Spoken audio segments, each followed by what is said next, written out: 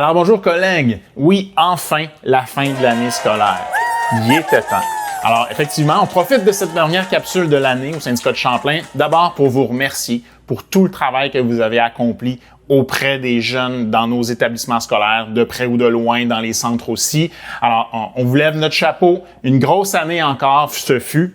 On veut aussi profiter de l'occasion pour faire le point sur la négociation, parce qu'on ferme un chapitre d'une année scolaire, mais évidemment, on est loin d'avoir fermé le chapitre de la négociation. Et question de partir avec un bon éclairage de la situation, voici où nous en sommes. Alors, qu'en est-il du calendrier de négociation?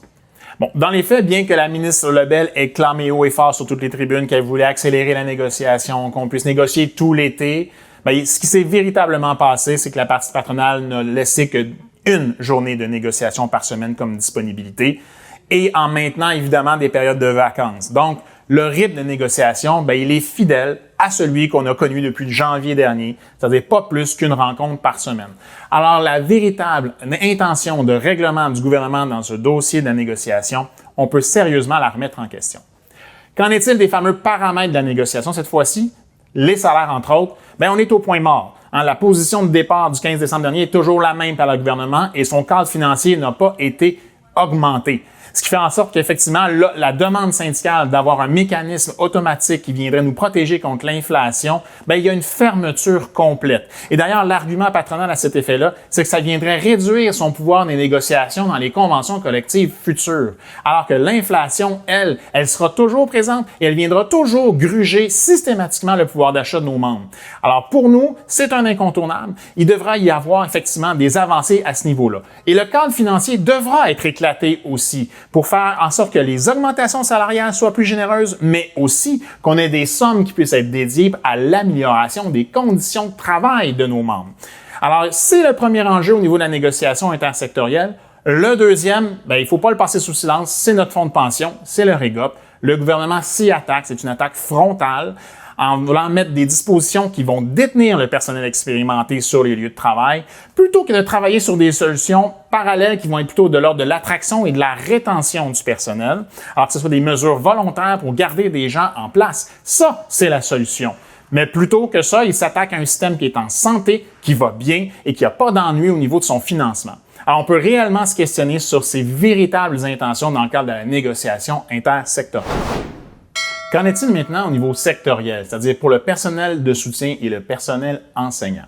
Encore une fois, pas d'intensification en vue. Le gouvernement reste sur la même fréquence de négociation que nommée précédemment, c'est-à-dire une rencontre de négociation par semaine et ce, même pendant la période estivale.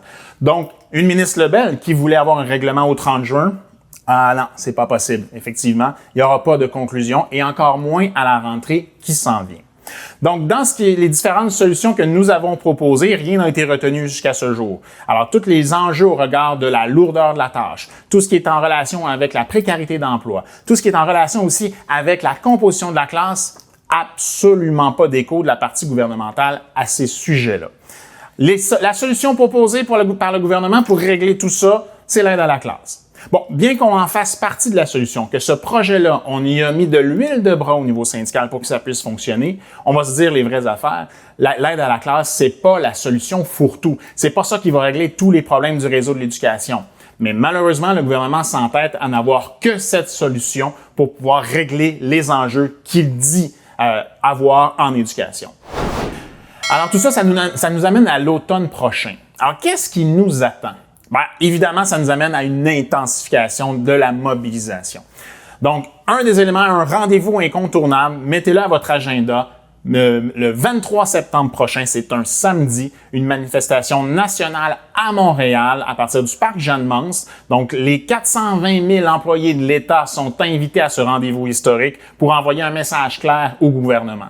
Je vous invite à aller sur notre site Internet du syndicat de Champlain pour aller vous y inscrire dès maintenant. Il y aura du transport d'installer un peu partout sur la Rive-Sud pour que vous puissiez vous y rendre ou vous pourrez vous y rendre par vos propres moyens. Donc, c'est un rendez-vous.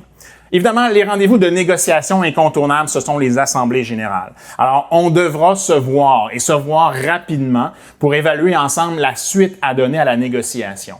Mandat de grève, Est-ce que c'est possible? Est-ce que ça deviendra un incontournable? Ça sera à vous de le décider, mais il y aura clairement une décision à prendre ensemble pour savoir quelle voie nous devrons emprunter pour faire comprendre au gouvernement qu'il faut que ça change rapidement. Donc, on a des rendez-vous à l'automne prochain, soyez-y, et le syndicat de Champlain va continuer de son côté avec différents commandos à faire entendre la voix des membres qu'on représente de différentes manières à l'automne prochain.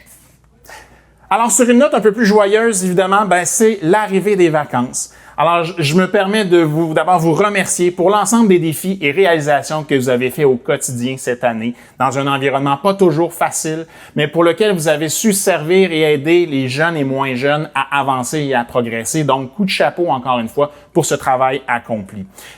Merci encore une fois pour votre implication syndicale, celles et ceux qui ont mis la main à la pâte pour faire avancer les dossiers qui nous ont permis de maintenir des conditions de travail et des enjeux de santé et sécurité au travail toujours d'actualité. Nous serons tous de retour à l'automne prochain. Un rendez-vous à ne pas manquer, chacun des membres d'entre vous. La force de Champlain, c'est la force du nombre, que vous soyez tous présents. Alors sur ce, je vous souhaite d'agréables vacances, rechargez vos batteries. On se retrouve en forme, renouvelée, pour la prochaine partie de la négociation. Bonnes vacances tout le monde.